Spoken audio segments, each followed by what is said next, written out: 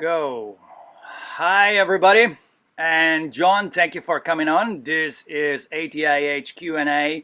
The process has been amazing so far. I interviewed so many of you guys. And John, thank you for coming along. We are 12 hours ahead. You're in New Zealand now. And let's start with our first set of questions. Please tell us your full name and how you'd say it properly. My name is John Thode. All right, John. And where do you live now? I'm in the north part of New Zealand. The nearest city would be? A city called Whangarei. Whangarei. All right. Is that far from Auckland? It's a Maori word, Whangarei. It's actually spelt with a WH, but it's pronounced like an F. So it's Whangarei, but it's also Whangarei. Whangarei. So it's about nearly an hour and a half north of the biggest city, which is Auckland. Wow, cool. And so it's summer there, right?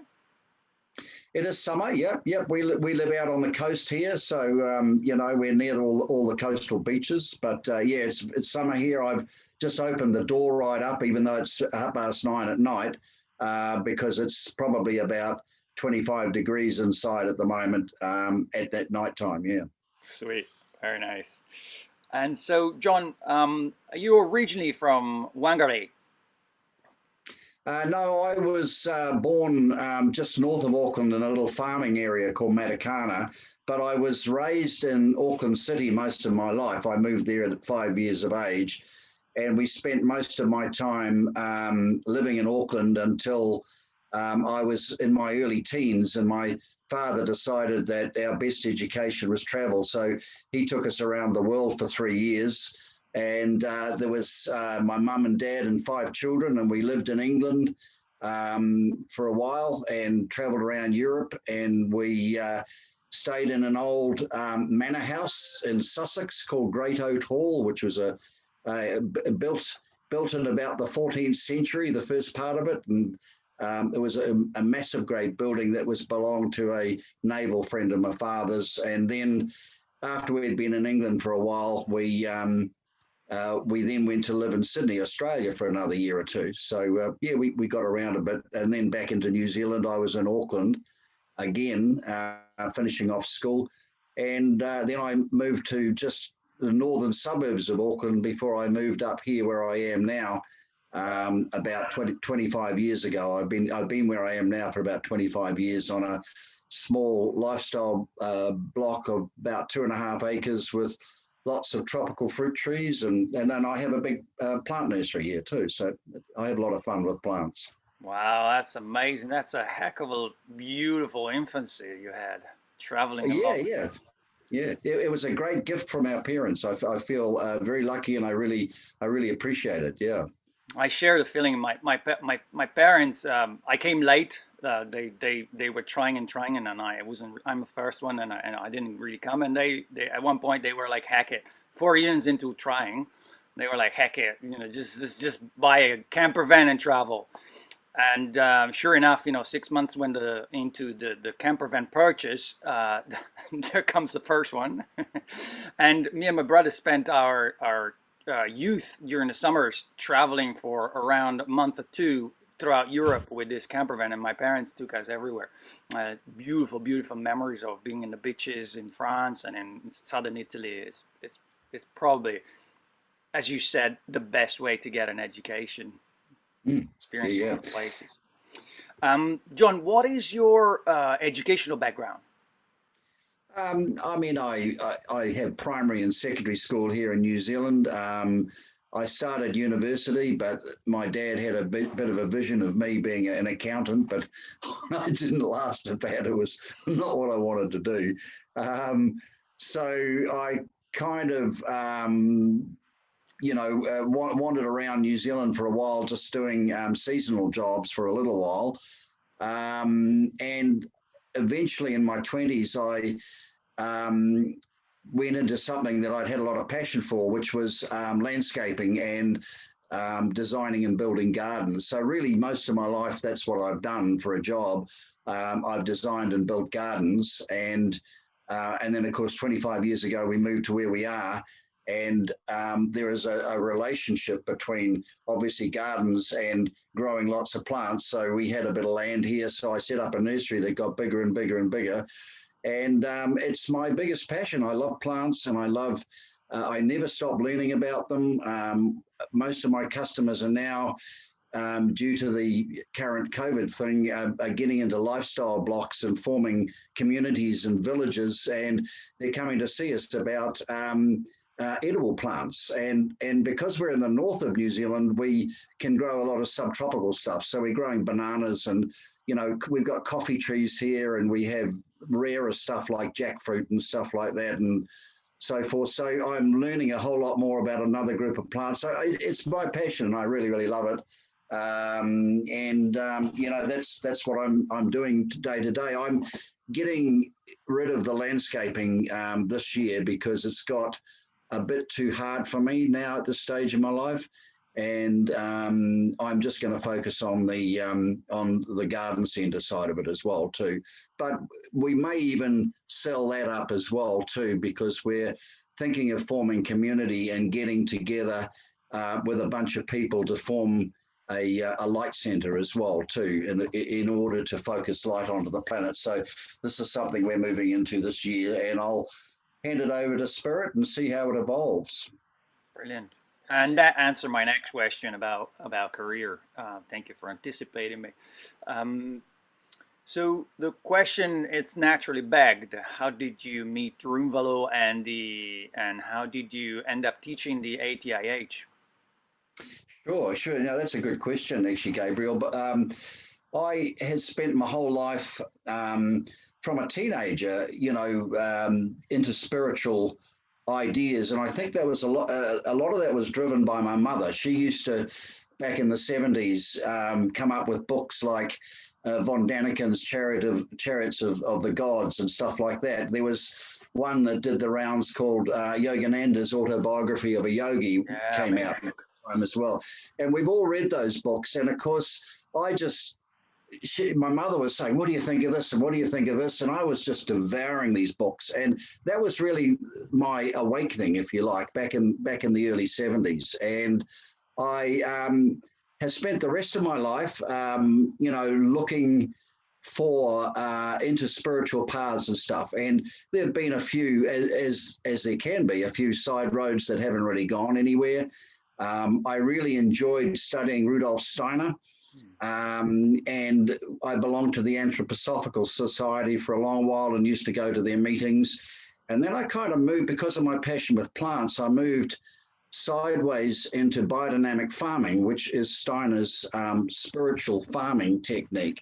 And I was amazed by this because being kind of looking for proof about things at that stage, I was able to look at these spiritual concepts, and I could actually have proof. So what they were doing on the farms that I was studying on is they were taking an issue on the farm where there were a lot of thistles growing, for example, and they wanted to get rid of the thistles on the farm.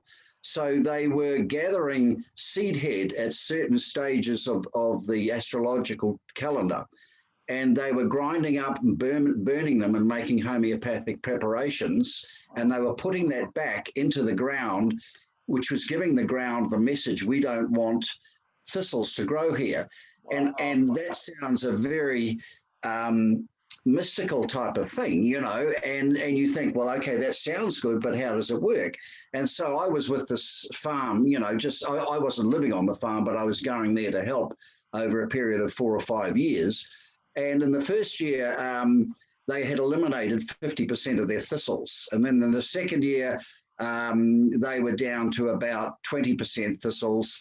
And the third year, they were down to about 5%. So I watched all the thistles disappearing over that time, Not only that, we have an animal in this country that was introduced from Australia, which it's called an opossum. I don't know if you know what they are, but it causes a lot of damage here. New Zealand has a very interesting background in the sense that we have had no mammals in this country, over millions of years of evolution. And when people introduce things like rats and Rabbits.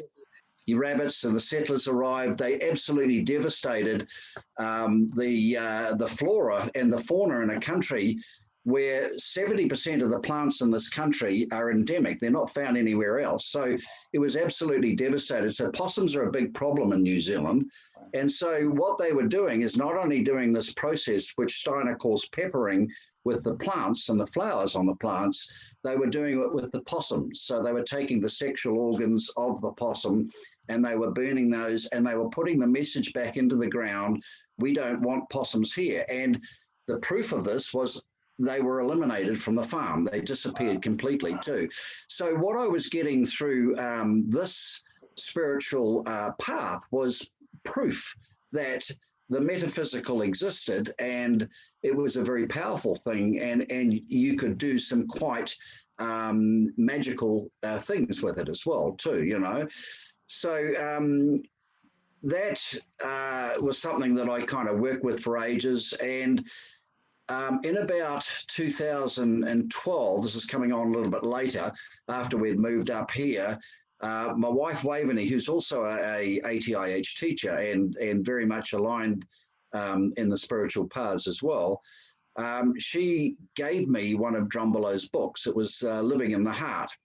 And I read this, and the truth is an interesting thing, because when you read something and it triggers a light inside you, or it awakens a memory in you, or it triggers a cell memory in you, it's like the truth just, you know, you're almost shaking and having tears running down your cheek, because what you're reading is what you came here for, to hear and to listen. So I had a great awakening through reading this. And of course, I had to buy every book. And so I bought all the rest of Drunvalo's books and I read them. Then I found out a bit more about the school of remembering as well too. And I said to Waveney, listen, I have to do these courses and, you know, run one of the courses, because I think I'd like to be a teacher of this work. But I'd like to do a course first and find out, you know, what it's about. And of course, living in here in New Zealand, we went online to find out that there was a course in Arizona, in Sedona, which is a long way from us. And there was another one in Australia that never it failed to go ahead. Sorry. I'm sorry, mate. I'm going to have to get rid of that.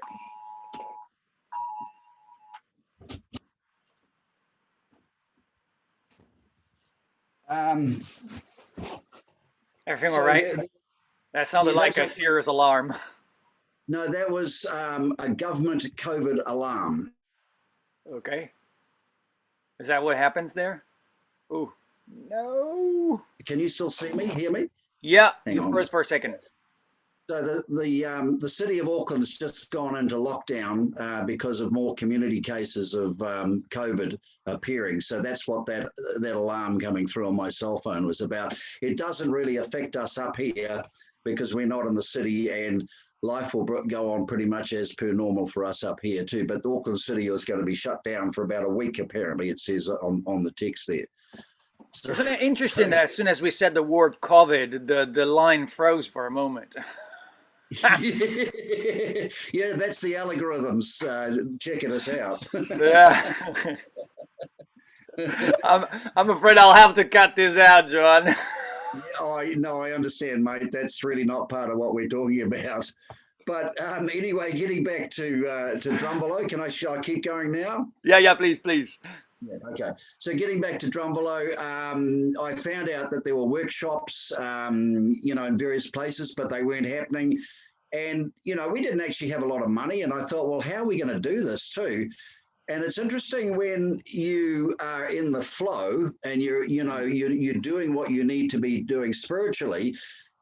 We had a friend called Janine that turned up that weekend and staying with us, and we were telling, because she's a spiritual, very spiritual lady as well too, and we were sharing that we had read this book and we wanted to do this workshop with Drunvalo, and she said, "Oh, there's one down in Auckland next weekend," you know, and a teacher had come from Canada, and he was going to teach the workshop that weekend, and it was like, okay, so this is meant to be, that we're in the flow here. And so we went and did this workshop with in my view, one of the greater teachers in the school, which is Ron Laplace. And we did that with him, and it was, again, it was just such a profound experience, emotional, moving, and awakening, and all of those things. And being the first workshop, I think I experienced on very subconscious level, and I probably didn't fully understand it at the time. But I said that I really wanted to teach this work. And so the rules basically within the school is you have to do 2 workshops, then you have to train to be a teacher, then you do 2 more workshops where you're assessed at your ability as well too. So we did the second workshop, and then in fact we may have even flown to Sydney to do that one. I'm not quite sure. I can't really remember, but we did the second one, and then we found out where the next teacher training was. Now, this was at a little resort in where Viola was as well too, but this was a resort in Mexico at Lake Chapala. And so we had to organize to pay for this course, plus all our flights and accommodation. And it was a lot of money, and we didn't have it like that too. So we said, well, okay, we learned about this thing Drunvalo talks about called the creation process. Let's just kind of see how this works, So we did it a number of times running up to the deadline, which was the end of January, I think, of that year in 2013. And because the workshop was in April, May of that year, and nothing happened. So we were going, what are we doing? This is not actually working for us. So we were given an extension of it, and I was just sitting around at my father's place, and he's not super spiritually inclined the way my mother is, but he was a wonderful man anyway, with a big heart. And I said to him what we wanted to do, and that it was going to cost this amount of money. And he said, well, listen, I've got that money in the bank, sitting in the bank. I'll lend it to you. So the money at the last moment came, and so we had the money. We went to Mexico, to Chapala. We were with 120 other very, very conscious and beautiful people, and about 20 teachers. And of the 2 weeks we were there, Drunvalo was with us for about 1 week of that time as well too. And it was like being inside a bliss bubble, is how I describe it, It was an absolutely beautiful thing, quite emotional, beautiful food. I loved connecting with the Mexican people, and I loved their... Was it just beautiful? Yeah, the food was magnificent, really, really nice, So it will stay in my heart forever, that whole experience. It was so beautiful. We learned a lot. We sang and danced and chanted, and oh man, it was magic. It really, really was. And then, of course, we came back to New Zealand after that, and we had to do 2 more workshops where we were assessed. And then we got approval, my wife and I, in 2013, and began that journey. And we've been running workshops ever since. I wouldn't say that we're really prolific in the way that we do workshops. We've probably done about 27 workshops in that time. And we've done a couple in Australia as well too. So we were asked to go to Australia and to Melbourne and do workshops. And we just kind of hand it over. We do put it out there, but in most cases, it's about people asking us, we've just come across Drunvalo, and we really want to know more about him, and we want to do this workshop, because right now, my wife and I, we're the only people in New Zealand that teach this workshop. And so if someone wants to do it, they really got to come to us. So our next workshop will be probably around April, May. We haven't actually set it up, but we've got a few people asking, so we will set up the next one for April, May. And, you know, a lot of it depends on the circumstances here, but we've been very fortunate in New Zealand around this C word, that we've been able to do face-to-face workshops, you know, and not have to do it online like a lot of the teachers have had to do, you know. So that's really nice, because there's something special about, you know, doing them in person with people. As you would know, you know, I think you've done that too yourself, but, you know, things like the healing days, a lot of the exercises you're doing, you know,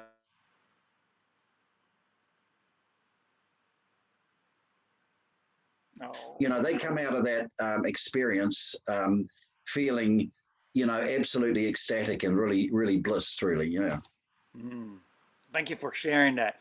I want to piggyback a little bit about your experience with plants, because, and what you said, it's a Rudolf Steiner knowledge base, right? That's very fascinating, because in the Indian tradition, Indian of India, and also other tradition, the Mexican one and the Inca ones, one of the main principles, also in alchemical traditions,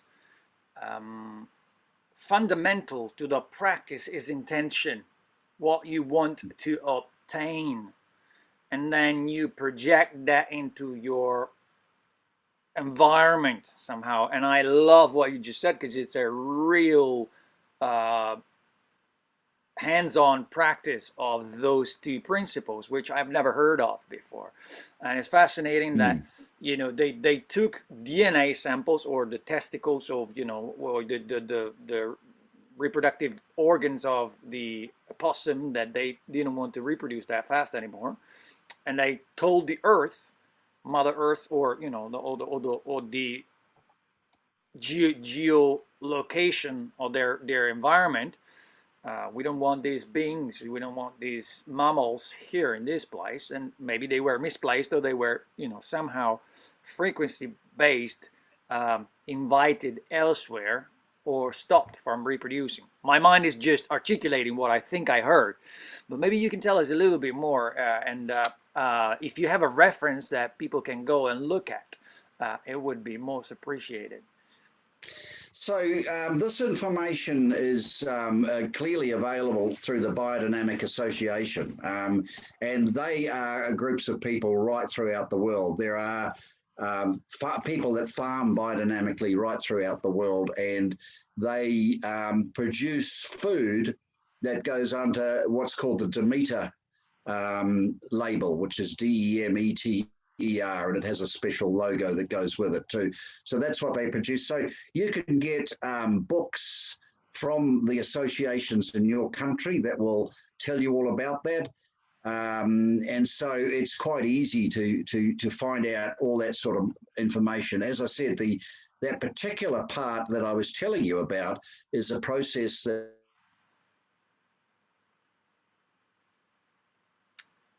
Connection. Homeopathics and stuff like that too, you know. Now that is interesting, and you know, as we go through in life, things evolve even further too. So in my nursery, I've had a woman come, and she's a refugee.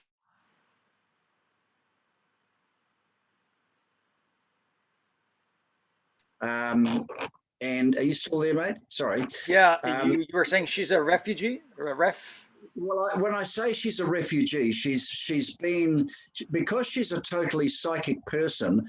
She, you know, for her the world is different when she's in a group. This connection's terrible. And so it's like being on an emotional roller coaster. And she's been really messed around a little bit by it. She's had a lot of family issues as well too. And she's found a place up here in the hills, and she's just on her own. And she said that she saw an advertisement that I put in a local paper about heart work, because we were running meetings here, and she came along and really resonated what she was doing. And so I offered her a job in the nursery. And getting back to Rudolf Steiner, and what they did with peppering, I said to her, you know, we've got a problem in our glass house or poly house with rats coming in eating the palm tree seeds. And I said, I don't want that. I'm going to either consider killing some and doing the peppering process, or the only other way that my other staff members is want to put down poison. And she said, no, John, you don't need to do that. I said, well, what would you suggest? She said, I'll talk to them and I'll ask them to leave. And I said, okay, if you can do that, I'd really appreciate that. And she did talk to them and they did leave. Holy cow. So what I'm saying is life brings along all these different things. You know, things change, you know, and what Steiner might have come up with in his time is really, really valid.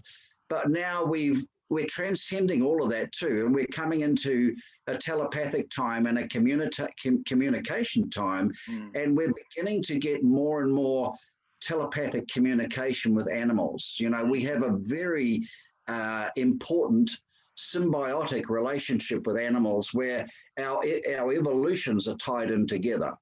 And, you know, animals are assisting us, but we are also assisting them in our evolution too. And I've had a few experiences about that directly, you know, with one of our cats when it died as well too, which was an amazing experience because she was an old cat that had kidney problems, and she was dying. She was sitting beside me on the couch on a towel, and at some point I picked her up and sort of held her to my heart, and I felt her have a heart attack and die.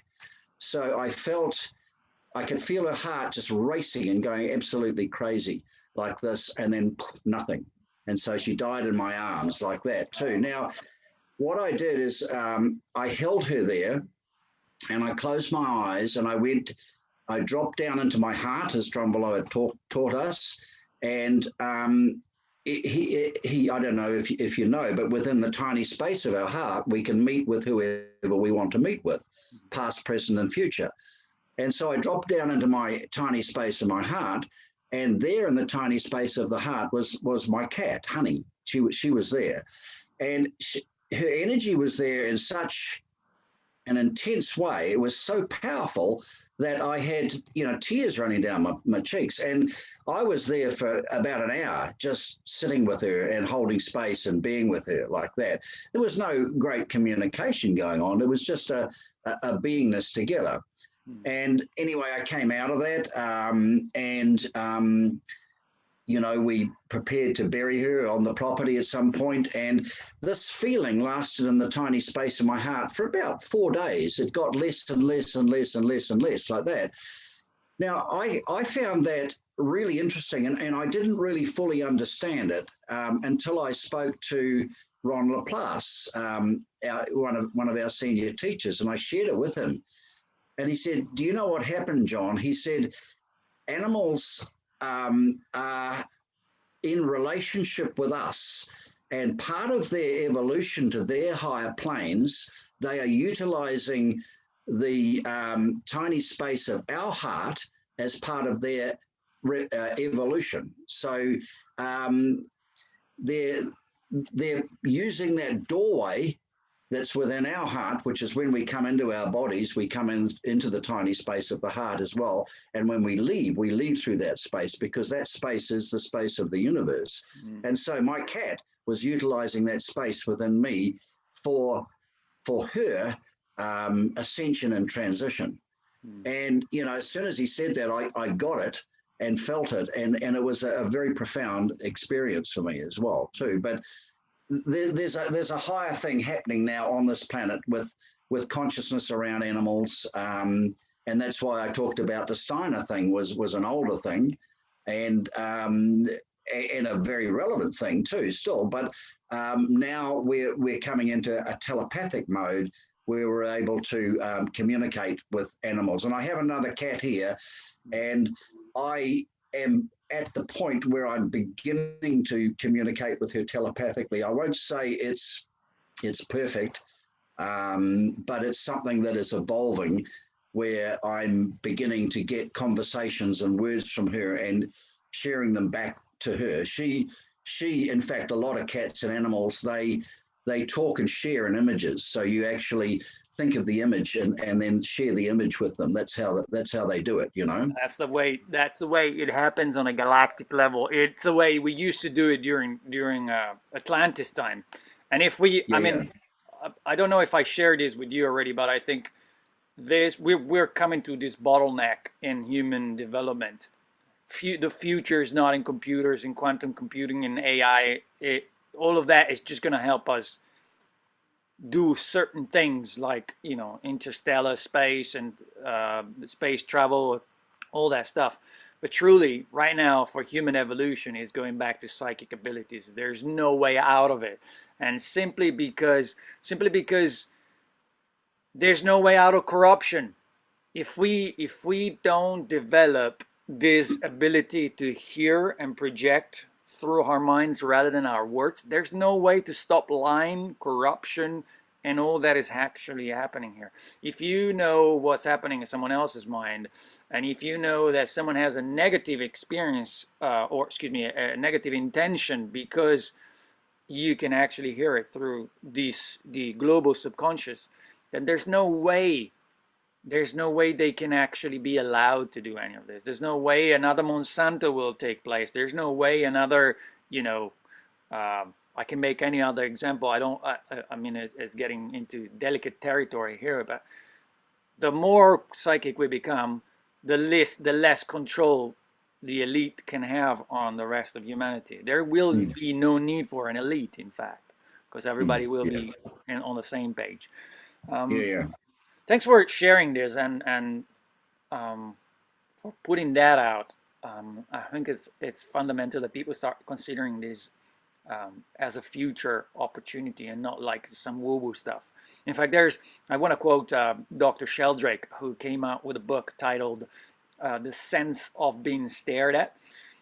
Very fascinating scientific exploration with a lot of quotes into many tests and lab tests of the ability of human beings to transfer mental thought or telepathy and perception at a distance. Very, very fascinating book. I'll actually add it to the link here for everybody that wants to take a look at it. But with that said, I would love to hear your experience of the Merkaba and the tiny space of the heart. And, you know, I know there has been a time of transition from one to the other, and I would like to know your personal experience of both. Mm, okay. Um, I think I mentioned to you before, my experiences of those things are not as perhaps profound or dramatic as many other teachers or many other people, really. I When I did my first light body activation or Merkaba activation, I had a very strong sense of the Merkaba activating. Oh, come on. Sense, feel, or know process. So you don't always Sorry, I need you to see. step back. You were saying the Merkaba activating? Yeah. I'm sorry, I've actually got a very unstable line here. I've actually cut off about 7 or 8 times over the last 10 minutes or so, you know, but we'll keep going. So the Merkaba, the activation of the Merkaba, which has happened for me first time, and we talk about this in the workshop, all the teachers say this is a see, sense, feel, or know process. So you either see it happening, you feel it happening, you sense it happening, or you know that it has happened too. And for me, it was sensing and knowing. It was a feeling in my body of a sensation of an energy rush and a tingling when it was happening. But that's really all I've had as an indication of a Merkaba activation. And it's just beyond that, it's just an intuitive feeling. And the other part of it too, that your question was the tiny space of the heart. The first workshops you do, it seems like a very complex process, and you go through this process like that, and you think, well, am I there or am I not there as well too? But there comes a point where you stop trying to analyze it with your male left brain, and you begin to deal with it with your female right brain. And it is through that part and the balance between the two that you will begin to experience it. So it's the sensation simply by doing the unity breath of holding a vibration of love. Okay, that is the first part of the tiny space. You have the vibration of love is the key that opens the door to get in there. Okay, if you're not holding that, you can't get in there. You know, so you've got to be holding that vibration of love, and then the second part of it is in the sacred space, and then of course the tiny space of the heart as well too. And so, you know, you're thinking about this left brain in the beginning, and you know, and you're trying to figure it all out, and you don't know whether it's working or anything like that. And when you let all the male, you know, left brain thinking go, and you just apply right brain, you know, methodology to it, it just begins to flow, and you have the vibration of love, and then you're in the space. So, you know, the sacred space or the outer space is not one that I've explored. It's, you know, where a lot of, you know, the archives and so forth are kept as well too, but it's the tiny space really that is the center of all that is. And for me, that is a vibrational thing. It's a sound thing. So I have a vibration within my body when I'm there, and I have a sound within my body there. I do have some. Can you describe that? I'm sorry. Can you describe the vibration and the sound? Okay, so the sound is again a very, very subtle sound, and it's very much related to the sound of Om. Within the sacred space of the heart, it is probably a bit deeper and almost clearer. I'm talking about my personal experience. It's a bit clearer, but the tiny space of the heart is really like an octave higher. It's like you've stepped up an octave as well too. So your the vibration it's like a sound thing where you're doing an Om sound and you've gone up an octave to a higher octave of Om, you know. Ron Laplace teaches a modality called acutonics, which has tuning forks, and they have an Om sound on the tuning forks, but they have low Om, mid Om, and high Om sound, okay, within the tuning forks. And so it's like you've gone from low Om to mid Om in the tuning fork, like that, as far as, and in hertz, you've probably gone up an octave as well, too. So it's like a higher pitch. So it's like it's a higher pitch. Yeah. So it's a vibration, and it's not, you kind of cock your ear and think you're hearing it, but you're not actually, you're sort of hearing it, but you're more feeling it, you know. So that's one part of what I have in there. Is that vibrational feeling, and it's, how would you describe the other part of it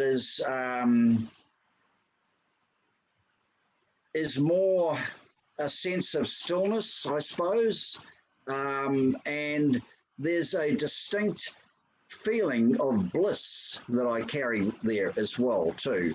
And this is partly, you know, you're holding the vibration of love, but you've come into the space where, you know, and I'm only talking about my experience, of course, is I'm almost floating in bliss. It's a very, very beautiful place. It's a very, it's a place that I want to go to all the time.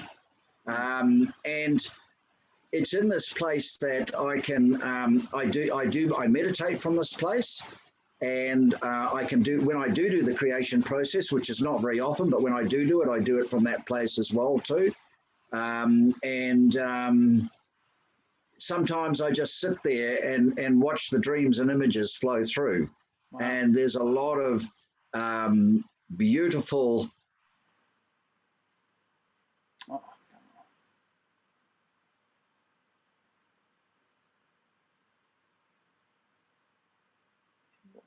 long one.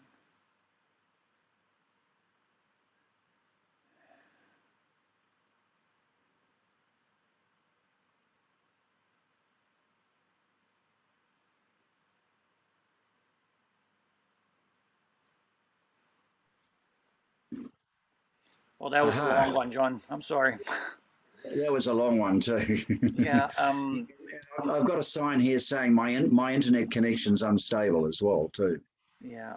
I Do can we see. keep going or? Yeah. What wanna tell me about? You were telling me about your.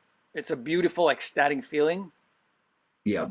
And the other thing I was saying is sometimes I just sit in that space because it has a very galactic sensation. So what I do is I sit there and I'm watching the dreams and images as they flow through, and they're often galactic in the sense that I'm looking at um, galaxies and I'm looking at star systems and just watching the dance of the universe, if you like, as well too. I don't try and push it or program it or anything. I just allow it to flow from God, if you like, you know.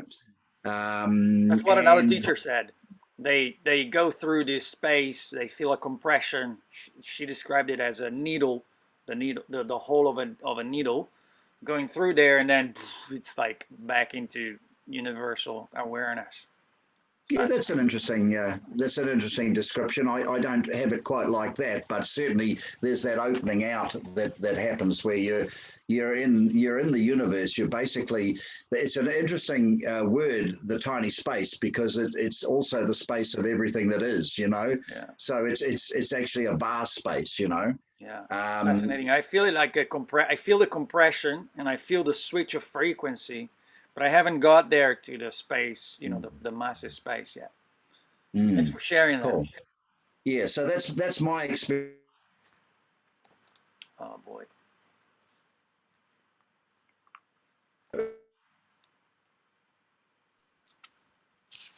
Yep. There was another 10, 15 seconds there. Yeah. Yeah, got it. So I'll ask you the broader question about Earth evolution and the ascension process. I mean, since I was a teenager, we there was this ascension process going on. When it was to the year 2000, it was the idea the world was coming to an end. On the Bible, it says 20,000, no more thousand, and um, the end of the world 2012. Every decade has a new thing. I mean, last year definitely was the end of the world, and right now we're kind of recovering, but still, beyond what's happening out there and what everyone needs to do on their own, what is your opinion about this whole, what do you think about the ascension process, where Earth is right now and where Earth will be, or this whole convoluted topic of where we're going, who we are, and what's going to happen fundamentally. Again, it's a little bit like trying to grab water.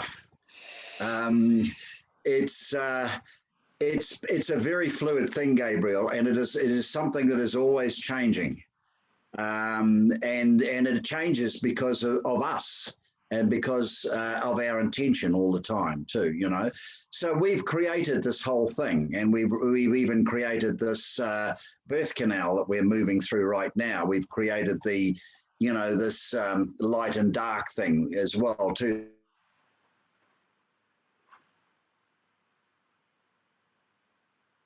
Ascension as part of our journey home. You know, we've fallen since Atlantean times, from higher dimensions into where we are now and what they call third density. The third density is simply the density of duality.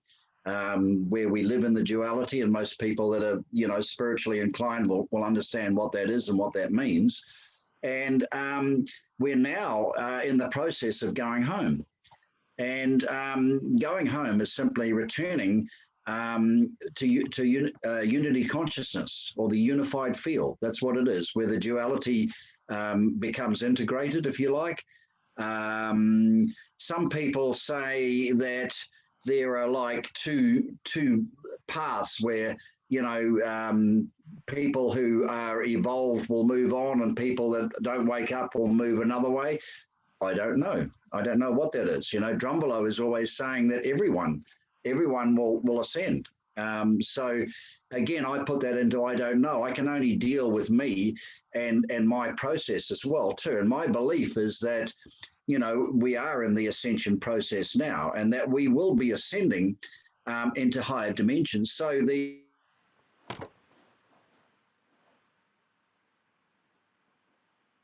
density and Drunvalo, did you get that, or you? No, you were saying about ascension, and then. Yeah. Okay. So we are ascending up into fourth and fifth densities, and when Drunvalo talks about the densities, he says that every density has 12 octaves. Mm. So where we're ascending to are the high octaves of fourth density. So we're ascending to 9th, 10th, 11th, 12th octave of fourth density. But even then, since he started talking to us about that, 8, 9, 10 years ago, that's moved on, and we possibly, we will be probably moving into higher fifth density. This is for those people that have woken up and have become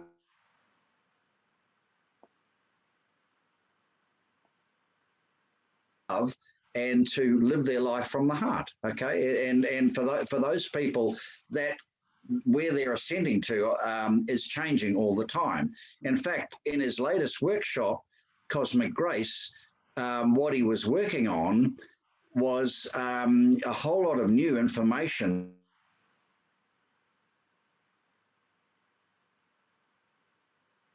beyond even fifth density as well too. There was some remarkable information that he was bringing through at that time. And so that's how I see it, is that we are just basically in the ascension process, and we are going home.